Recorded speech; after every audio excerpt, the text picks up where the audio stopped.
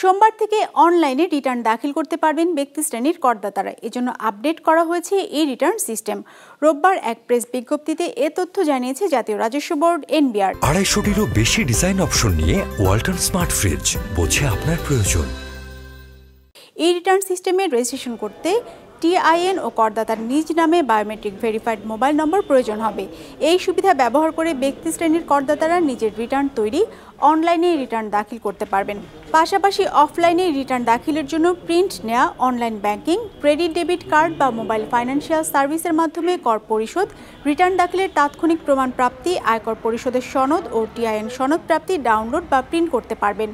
www.etaxnbr.gov.bd ওয়েবসাইটে নিজের তথ্য উপস্থাপনের মাধ্যমে রেজিস্ট্রেশন করে 2024-25 অর্থ বছরের জন্য ই রিটার্ন দাখিল করতে পারবেন করদাতারা।